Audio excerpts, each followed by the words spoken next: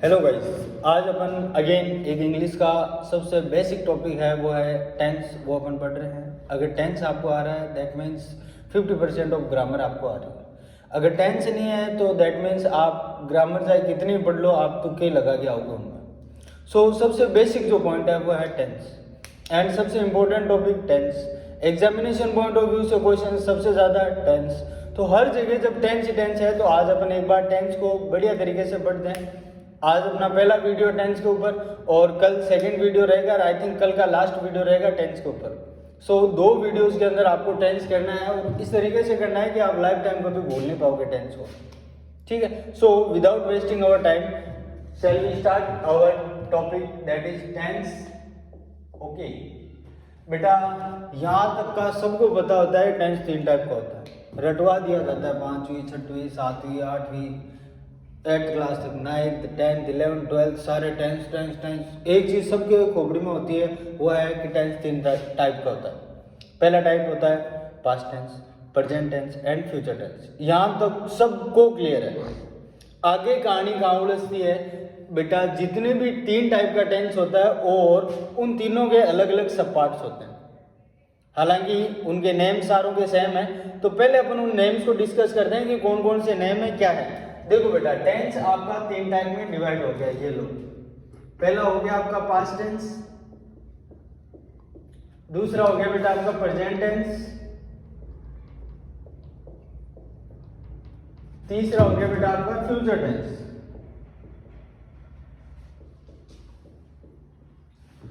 यहां तक सभी को क्लियर रहता है। अब इसके आगे क्या होता है, इनके सभी के अलग अलग सब पार्ट्स हैं। सो अलग अलग सब पार्ट्स कौन कौन से हैं? पहला सब पार्ट इसका आता है टेंस का, वो होता है एक तो इनडेफिनेट, या जिसको आप सिंपल भी बोलते हो। दूसरा है बेटा कंटिन्यूअस,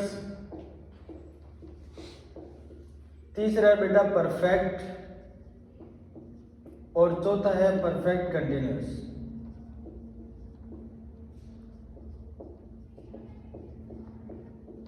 बिल्कुल बेसिक से पढ़ रहे हैं बेटा। देखो, सबसे पहला टाइप है आपका इंडेफिनेट। एक वर्ड छुपा हुआ है डेफिनेट। डेफिनेट का मतलब होता है निश्चित, इनडेफिनेट का मतलब हो जाएगा अनिश्चित। तो इनडेफिनेट वाले जिसके भी जो भी पार्ट है उनमें वो क्रियाएं रखी जाती है जो अनिश्चित समय पे होती हो। जैसे मान लो अभी कल मैं ऐसा कुछ करके आया, कल कौन से टाइम करके आया वो अनिश्चित है। तो इनडेफिनेट पार्ट का मतलब होता है कि जो घटनाएं जिसमें टाइम निश्चित नहीं हो वो सारी क्या होती है, इनडेफिनेट। कंटिन्यूअस आता है तो कंटिन्यूअस का मतलब होता है बेटा कि निरंतर, कंटिन्यू मतलब जारी है, कोई चीज पर्टिकुलर चल रही है। तो कंटिन्यूअस के रिगार्डिंग अगर कभी भी आपको कंटिन्यूअस का सेंटेंस बनाना है तो आपको एक चीज पक्का लगानी पड़ेगी, वर्ब की 4th फॉर्म जिसको आप बोलते हो first form plus ING. Continuous चाहे कोई सा भी सेंटेंस हो, हमेशा वर्ब की फर्स्ट फॉर्म प्लस आईएनजी। बेटा परफेक्ट का मतलब क्या होता है? परफेक्ट का मतलब ये होता है कि आपका अब तक का रिजल्ट आ चुका है।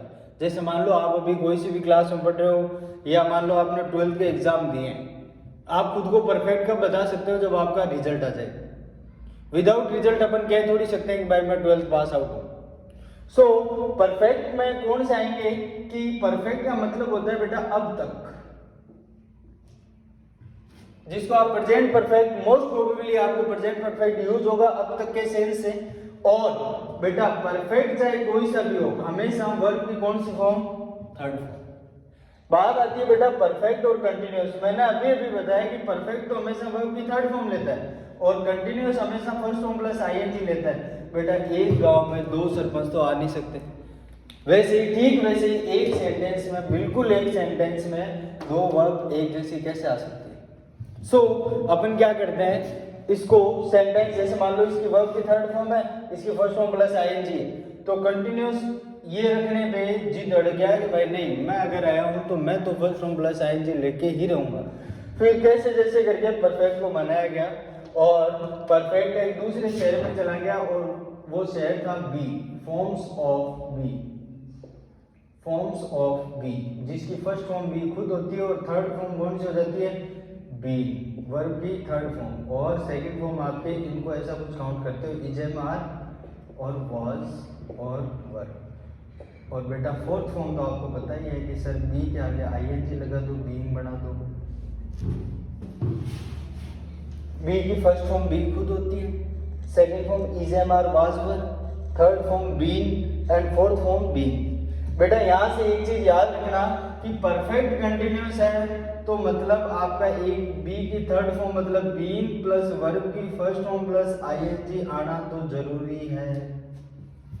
तो मेरे को ये बताओ कि अगर कंटिन्यूअस है तो फर्स्ट फॉर्म प्लस आईएनजी आना जरूरी है, अगर परफेक्ट है तो वर्ब की थर्ड फॉर्म आना जरूरी है, और अगर परफेक्ट कंटिन्यूअस है तो बीन प्लस वर्ब की फर्स्ट फॉर्म प्लस आईएनजी आना जरूरी है।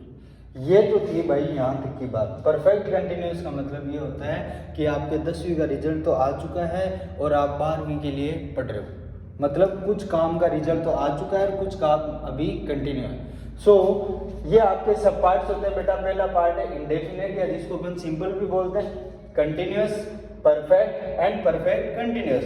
अभी इसके रिलेटेड अपन जैसे पास्ट के साथ जोड़ देंगे इन सभी को, फिर प्रेजेंट के साथ जोड़ देंगे और फिर फ्यूचर के साथ जोड़ देंगे, और जैसे जोड़ देंगे आपका टेंस कंप्लीट हो जाएगा। कुछ एक होते हैं जो अलग अलग 7 से 8 दिन लग जाते हैं, 10 दिन लग जाते हैं। टेंस एक टेंस बन के रह जाता है। हालांकि टेंस लाइक ऐसा कुछ है ही नहीं, इसमें टेंशन देने लाइक बहुत आसान टॉपिक है। अभी इसके आगे अपन करते हैं। सबसे पहले अभी आपको एक पार्ट है अपना पास्ट टेंस, और पास्ट टेंस में सबसे पहला पार्ट अपन करेंगे बेटा वो है पास्ट इंडेफिनिट। वो करेंगे अपन पास्ट इंडेफिनिट। ध्यान से सुनना बेटा, पास्ट इंडेफिनिट या इसको आप पास्ट सिंपल भी बोल सकते हो। मेरे को ये बताओ कोई भी सेंटेंस शुरू होता है उसमें सबसे पहले कौन आता है? सब्जेक्ट, फिर वर्ब, फिर ऑब्जेक्ट, ये आता है बेटा। अगर एक बात बताओ, ये अगर स्ट्रक्चर है तो ये सभी में अगर ये रहेगा तो फिर आपको पता कैसे चलेगा कौन सा पास्ट है, कौन सा प्रेजेंट है, कौन सा फ्यूचर है। तो इनके साथ क्या किया गया, इनको ये कहा गया कि ये जो वर्ब है ना इसमें चेंज ले आओ, या हेल्पिंग वर्ब में चेंज ले आओ, आपके सेंटेंस है वो कंसीडर हो जाएगा। तो पास्ट इंडेफिनिट में वर्ब की कौन सी फॉर्म आती है बेटा? Second form. मैंने यहाँ पे कौन सी फॉर्म लगा दी? Second form. ये तो आपका बना पॉजिटिव सेंटेंस। कौन सा सेंटेंस बना बेटा? Positive sentence. और पॉजिटिव सेंटेंस को आप अफर्मेटिव सेंटेंस भी बोल सकते हो। कौन सा सेंटेंस बोल सकते हो बेटा?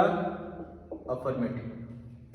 अफर्मेटिव सेंटेंस हो चाहे पॉजिटिव सेंटेंस हो, सब्जेक्ट प्लस वर्ब की second form plus object. Next sentence बेटा आपका है वो है नेगेटिव सेंटेंस।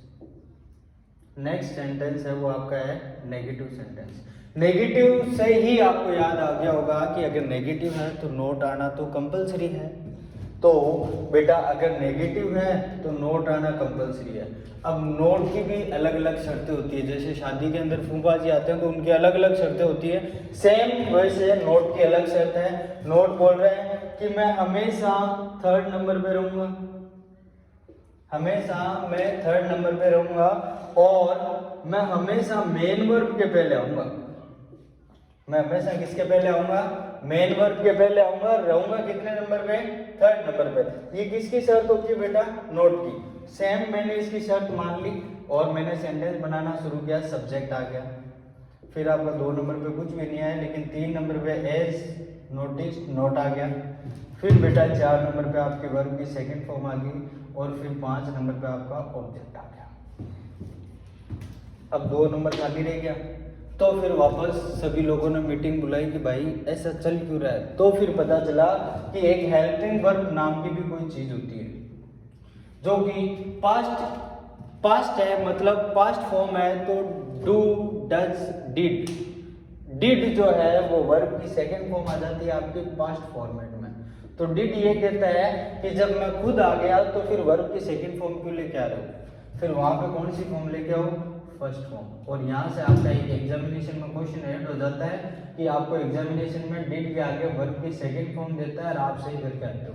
हालांकि वो सरासर गलत है। डिड के साथ में हमेशा वर्ब की फर्स्ट फॉर्म आएगी। यहाँ से आपका पहला क्वेश्चन पूछा जाता है, चाहे कितना भी बड़ा एग्जाम हो उसमें ये क्वेश्चन आपको कॉमनली आप देखते देखते ही कर जाओगे।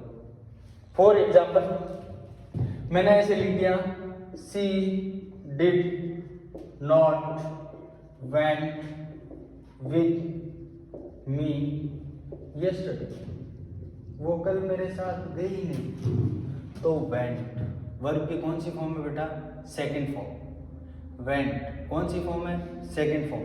अब ये वर्ब की सेकंड फॉर्म है, ये आपका डिड आ गया। आप बताओ गलती है या नहीं है? तो आप बोलोगे सर बिल्कुल है। अगर डिड है तो वर्ब की फर्स्ट फॉर्म आनी चाहिए, ना कि ये वेंट सेकंड फॉर्म।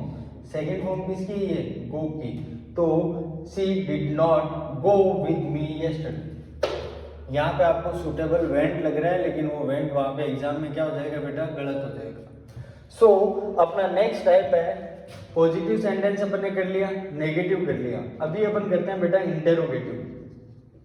अभी अपन जो सेंटेंस करते हैं वो करते हैं अपन इंटेरोगेटिव सेंटेंस। इंटेरोगेटिव में क्या होता है बेटा? क्वेश्चन पूछा जाता है। सपोज दैट आप कहीं से आ रहे हो और आपके साथ में आपके फादर है। अभी आपसे किसी ने क्वेश्चन पूछा कि भाई आजकल कहाँ पढ़ रहा है या कैसे पढ़ रहा है, तो आपके जो फादर है वो आपके क्या है? हेल्पिंग हैंड है, मतलब हेल्पिंग वर्ब उनको अपन बोल सकते हैं। तो जैसे ही कोई अगला आपसे क्वेश्चन पूछेगा तो आपके फादर पहले बोलेंगे। तो कहने का मतलब मेरा ये है कि अगर इंटेरोगेटिव सेंटेंस हो ना तो हेल्पिंग वर्ब सबसे पहले आएगी, सब्जेक्ट उसके बाद में आएगा। तो इंटेरोगेटिव में क्या होगा बेटा? हेल्पिंग वर्ब कौन सी है अपने पास पास्ट इंडेफिनिट में? आप बोलोगे सर डिड। हेल्पिंग वर्ब के बाद में कौन आएगा? सब्जेक्ट। फिर वर्ब की सेकंड फॉर्म या फर्स्ट फॉर्म? तो आप बोलोगे सर फर्स्ट फॉर्म। डिड है ना, ये गलती हम दोबारा नहीं करेंगे कि डिड के साथ में वर्ब की सेकंड फॉर्म लगा देंगे। Helping verb plus subject plus verb की फर्स्ट फॉर्म एंड देन बेटा ऑब्जेक्ट और लास्ट में एक ऐसा क्वेश्चन मार्क लगा देता हूँ। ये आपका सेंटेंस बन गया इंटेरोगेटिव। नेक्स्ट सेंटेंस है वो बेटा अपना है इंटेरोगेटिव नेगेटिव। नेक्स्ट सेंटेंस है अपना इंटेरोगेटिव नेगेटिव। बेटा देखो सेंटेंस आपका इंटेरोगेटिव भी है और सेंटेंस आपका नेगेटिव भी है। अपना अगला सेंटेंस है वो है इंटेरोगेटिव भी है और नेगेटिव भी है। तो इंटेरोगेटिव के लिए तो अपन को पता है कि सब्जेक्ट से पहले कौन आ जाती है? Helping verb. तो सेंटेंस आपका इंटेरोगेटिव हो जाएगा। नेगेटिव है तो आपको वो भी पता है कि नेगेटिव है तो सर नोट आता है। नोट कितने नंबर पे आता है? तो आप सारे बोलोगे सर 3 नंबर पे आता है। तो इंटेरोगेटिव और नेगेटिव मतलब सबसे पहले तो हेल्पिंग वर्ब आएगी, because of sentence is interrogative. तो हेल्पिंग वर्ब आ गई डिड, उसके बाद में सब्जेक्ट आ गई आपकी 1 2 3 नंबर पे नेगेटिव है तो नोट आएगा। देन वर्ब की सेकंड फॉर्म या फर्स्ट फॉर्म? आप बोलोगे सर नहीं करेंगे गलती, फर्स्ट फॉर्म ही आएगी। एंड देन बेटा ऑब्जेक्ट एंड देन आपका क्वेश्चन मार्क। ये 4 टाइप के सेंटेंस है बेटा। हमेशा कुछ एक बच्चों को ऐसे डाउट हो जाएगी कि सर हमने एक WH वर्ड वाला सेंटेंस और पढ़ा है, वो बेटा इंटेरोगेटिव के अंदर ही आता है। इंटेरोगेटिव और इंटेरोगेटिव नेगेटिव में आप 2 सेंटेंस और बना सकते हो हेल्पिंग वर्ब के पहले WH वर्ड लगा के, लेकिन नोट की पोजीशन के लिए कभी भी WH वर्ड काउंट नहीं होता। नोट की पोजीशन के लिए कभी भी WH वर्ड काउंट नहीं होता। और हेल्पिंग वर्ब से पहले आपका क्या आ जाएगा? WH वर्ड आ जाएगा। जैसे मान लो इसका अपन WH वर्ड बनाते हैं, WH वर्ड प्लस आपकी कौन आ गई बेटा? हेल्पिंग वर्ब प्लस आपकी सब्जेक्ट आ गई प्लस आपका नोट आ गया, देन वर्ब की फर्स्ट फॉर्म आ गई, देन ऑब्जेक्ट आ गया, देन क्वेश्चन मार्क। ये तो है बेटा इसके पास्ट इंडेफिनिट के स्ट्रक्चर। यहाँ से केवल अगला एक क्वेश्चन पूछ सकता है, तो केवल एक ही क्वेश्चन पूछ सकता है और वो क्वेश्चन क्या है कि डिड के साथ वर्ब की सेकंड फॉर्म दे देगा। और आपको ये याद रखना है कि डिड के साथ वर्ब की फर्स्ट फॉर्म आती है, ना कि सेकंड फॉर्म। इससे ज़्यादा इससे कोई क्वेश्चन नहीं पूछा जाता, केवल सिंगल क्वेश्चन वो अपन ने यहाँ स्टार मार रखा। उसके बाद में बेटा पास्ट इंडेफिनिट से अगर अगला कोई क्वेश्चन पूछेगा ना तो वो पूछेगा एडवर्ब से रिलेटेड। सो अपन कुछ एक इसके रूल्स करते हैं और रूल्स करने से पहले बेटा ये अपन को मिटाना पड़ेगा। सो अभी तक जितना पढ़ा है वो तो अपने थे सेंटेंसेस, और वहाँ के रिलेटेड अपने एक क्वेश्चन आ सकता है। वो क्या आ सकता है? आपके दिमाग में आ गया होगा कि अगर डिड है तो आगे वर्ब की फर्स्ट फॉर्म आएगी। अब जो क्वेश्चन उठने वाले हैं वो बेटा यहाँ से उठेंगे। रूल नंबर फर्स्ट है आपका इसकी एडवर्ब्स। रूल नंबर फर्स्ट है इसकी एडवर्ब्स। बेटा पास्ट टाइम की कोई भी एडवर्ब हो, कोई भी शब्द हो जो ऐसा बताता हो कि मैं पास्ट का हूँ, एज लाइक यस्टरडे कि मैं कल, यस्टरडे का मतलब कल। यस्टरडे के अलावा last day, last night, last week, last month, last के साथ में कुछ भी आ जाए वो एडवर्ब किसकी, पास्ट इंडेफिनिट की। प्रीवियस के साथ में कुछ भी आ जाए अगेन वो एडवर्ब किसकी, पास्ट इंडेफिनिट की। और एक सेंटेंस और एक वर्ड और याद रखना है, वो है अगो। तो इसकी जो एडवर्ब्स है वो पहली एडवर्ब तो है यस्टरडे, अधिकतर एग्जाम में दिखेगी, एक है अगो। और उसके बाद में बेटा याद करने वाली कुछ चीज़ ही है, लास्ट डे हो, चाहे मंथ हो, चाहे लास्ट ईयर हो, एक्सेट्रा। और एक आपको याद रखना है, जैसे लास्ट है ना वैसे बेटा प्रीवियस भी होता है। प्रीवियस चाहे डे हो, चाहे मंथ हो, चाहे बेटा ईयर हो, कुछ भी हो, जिसके साथ में लास्ट आ जाए वो पास्ट इंडेफिनिट की एडवर्ब है, जिसके साथ में प्रीवियस आ जाए वो पास्ट इंडेफिनिट की एडवर्ब है, जिसके पीछे यस्टरडे या आगो आ जाए, हमेशा वो सारे सेंटेंस किस में आएंगे, पास्ट इंडेफिनिट। यहाँ पे आपकी कहानी उड़ जाएगी कि ये एडवर्ब दे देगा अगला आपको और डिड नहीं देगा, तो आप वर्ब की कौन सी फॉर्म लगाओगे। तो आपको याद होनी चाहिए कि अगर डिड नहीं है तो पास्ट इंडेफिनिट में वर्ब की सेकंड फॉर्म यूज होती है। अगर मान लो ये एडवर्ब्स आ जाए, जैसे फॉर एग्जांपल, एक एग्जांपल है आपके लिए, my uncle dash for Delhi yesterday. Option is, पहला ऑप्शन है आपका लीव, दूसरा है बेटा लेफ्ट, तीसरा है हैड लेफ्ट, और चौथा है डिड लेफ्ट। देखो बेटा, लीव वर्ब की फर्स्ट फॉर्म, डिड नहीं है तो ये नहीं आएगा। यस्टरडे आया तो या तो वर्ब की सेकंड फॉर्म आएगी या आपके डिड प्लस वर्ब की कौन सी फॉर्म आएगी, फर्स्ट फॉर्म। लीव की सेकंड फॉर्म कौन सी होती है बेटा, लेफ्ट। और बेटा हैड लेफ्ट नाम का तो कुछ है ही नहीं, डिड है तो डिड तो हमेशा वर्ब की फर्स्ट फॉर्म लेते हैं, यहाँ तो सेकंड फॉर्म है, तो आपका ऑप्शन कौन सा हो जाएगा, बी। तो ये चीज़ आपको कॉमनली याद रखनी है कि अगर मान लो पास्ट की कोई भी एडवर्ब दी हुई हो आपको, तो आपको या तो यूज करनी है वर्ब की सेकंड फॉर्म, अगर डिड नहीं है तो, और अगर डिड है तो वर्ब की कौन सी फॉर्म, फर्स्ट फॉर्म। यहाँ से आपके क्वेश्चन आने की प्रोबेबिलिटी बहुत ज़्यादा रहती है पास्ट टेंस से। उसके बाद में बेटा आपका जो सेकंड रूल है, वो सेकंड रूल ये है, ऐसे आ जाए, इट इज टाइम या इट इज हाई टाइम, या बेटा इट इज अबाउट टाइम। अगर ऐसे आ जाए, it is time, it is high time या इट इज अबाउट टाइम, अगर ऐसे कुछ आ जाए तो आपको हमेशा याद रखना है बेटा, आपकी वर्ब जो इनके आगे आएगी वो कौन सी आएगी, सेकेंड फॉर्म। लेकिन एग्जामिनर आपको क्या कंफ्यूज करेगा, बट अगर ऐसे आ जाए, it is time, it is high time and it is about time, इनके बाद में अगला आपको टू दे देगा। जैसे डिड वर्ब की फर्स्ट फॉर्म लेता है ना इंग्लिश में, वैसे ही टू भी हमेशा अपने आगे वर्ब की कौन सी फॉर्म लेता है, फर्स्ट फॉर्म।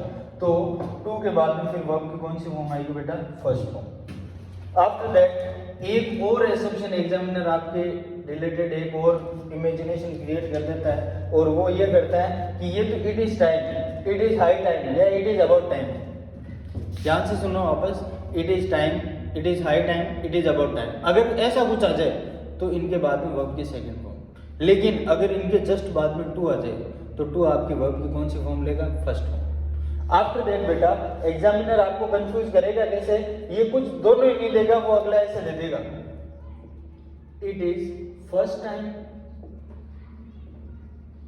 या इट इज सेकेंड टाइम या इट इज थर्ड टाइम। ध्यान रखना बेटा, कभी भी ऐसे आ जाए ना, it is first time, second time, third time, fourth time, fifth time, जो भी है, आपका हमेशा जो आगे वाला सेंटेंस रहेगा ना वो प्रेजेंट परफेक्ट में रहेगा, ना कि पास्ट में। आगे वाला सेंटेंस किस में रहेगा बेटा, प्रेजेंट परफेक्ट में रहेगा। ये वाला सेंटेंस, ये वाला रूल अपन करेंगे प्रेजेंट परफेक्ट में। अभी करते हैं इन दो पे चर्चा। बेटा देखो, अगर इट इज टाइम आ जाए, इट इज हाई टाइम आ जाए या इट इज अबाउट टाइम आ जाए, हमेशा वर्ब के आगे कौन सी फॉर्म? Second form. लेकिन अगर इनके जस्ट बाद में टू आ जाए तो इनके बाद में वर्ब की कौन सी फॉर्म आएगी? First form. अगर डिड आ गया तो वर्ब की कौन सी फॉर्म? First form. अगर पास्ट की कोई एडवर्ब आ गई और डिड नहीं है तो वर्ब की कौन सी फॉर्म? Second form. यहां से ये पॉइंट ऑफ व्यू है आपके पास्ट इंडेफिनिट। इतना अगला आपसे पूछ सकता है। अब इस पे दो चार अपन क्वेश्चंस करते हैं बेटा, उसके बाद में अपन आगे चलते हैं। इस पे अपन दो चार क्वेश्चंस करते हैं, देखिए आप कर पाते हो या नहीं कर पाते। पहले खुद से प्रैक्टिस करना बेटा, उसके बाद में आंसर देखना, देखिए आपका सही है या गलत।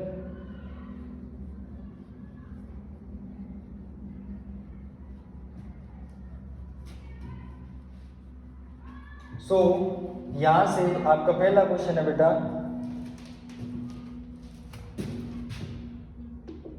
आई dash him yesterday,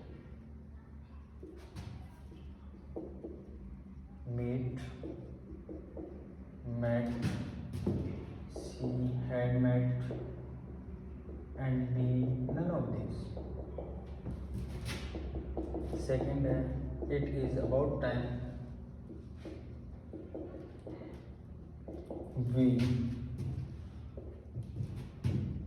option 1 play, option B played, option C playing, and option D none of these. And third sentence है बेटा आपके, it is high time,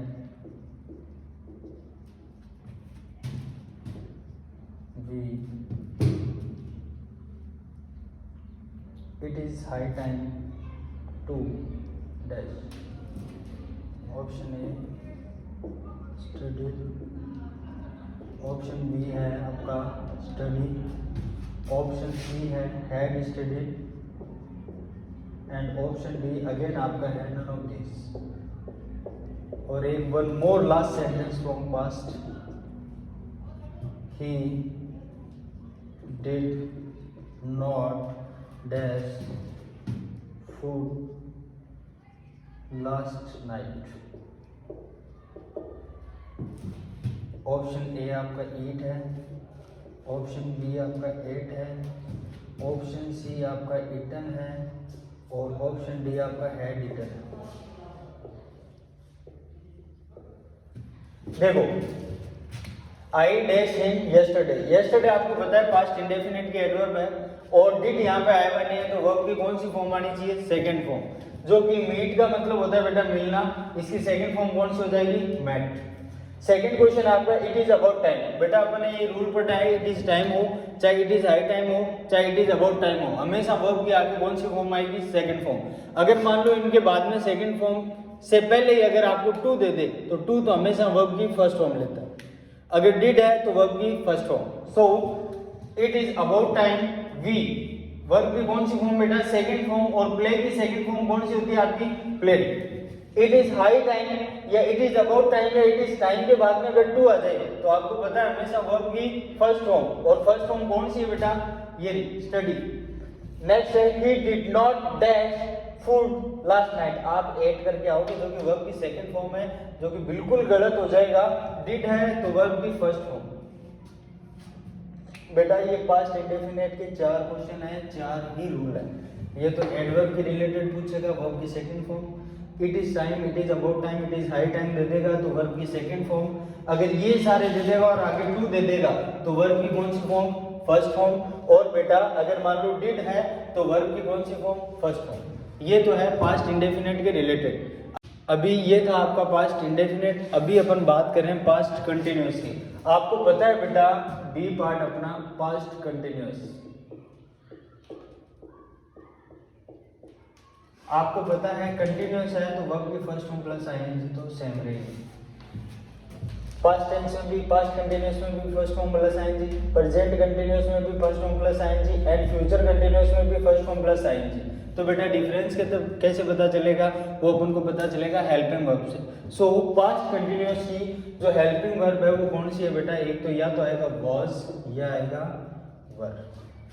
देखो वर है वो हमेशा वधु को लेके आता है। सो वर के रिलेटेड हमेशा वर वधु कितने हो गए, दो, और दो को होते हैं आप क्या बोल दोगे, प्लूरल, और वॉज सिंगुलर। देखो वॉज और वर वधु का जोड़ा होता है तो ये हमेशा प्लूरल के साथ आएगा, और बेटा वॉज है ये अकेला है तो ये सिंगुलर के साथ आएगा। आई है एक्सेप्शन है बेटा, ये केवल वॉज ही सिंगुलर लेती है, बाकी आई है वो आपका हमेशा प्लूरल वर्ब से लेती है। तो आई, नेक्स्ट आपका ही, शी, इट और कोई भी नेम हो उसके साथ में तो कौन आएगा, वॉज। और बेटा जी अगर मान लो आपका वी है, यू है या दे है जो कि प्लूरल है, वो हमेशा क्या लेंगे आपका। यहाँ तक था। अभी आपको जो पॉजिटिव सेंटेंस, नेगेटिव इंटरोगेटिव और इंटरोगेटिव नेगेटिव है वो एक बार आपको कोशिश करनी है कि देखिए आप बना पाओ, बाकी नेक्स्ट वीडियो में अपन जरूर बनाएंगे वापस सेंटेंस। अभी के रिलेटेड आपको एक चीज़ मैं शेयर करना चाहता हूँ, वो ये है कि पर्टिकुलर ये जो भी वीडियोस मैं बना रहा हूँ ये पर्टिकुलरली उन बच्चों के लिए है जिनको काफ़ी नीड है, even they can't afford coaching fees वगैरह, जो कोचिंग फीस वगैरह अफोर्ड नहीं कर सकते उन बच्चों के लिए ये वीडियोस है। यहाँ पे आपको इंग्लिश है वो पूरे टॉपिक ऐसे नहीं एक आधा करवा के छोड़ दिया, इंग्लिश जितनी भी है वो पूरी इसी चैनल पे होगी, तो आप सब्सक्राइब जरूर कर लें और भी जो बच्चे हैं उनको एक बार शेयर जरूर करें ताकि क्या पता किसी नीडी के पास ये वीडियोस पहुँचे। थैंक्स।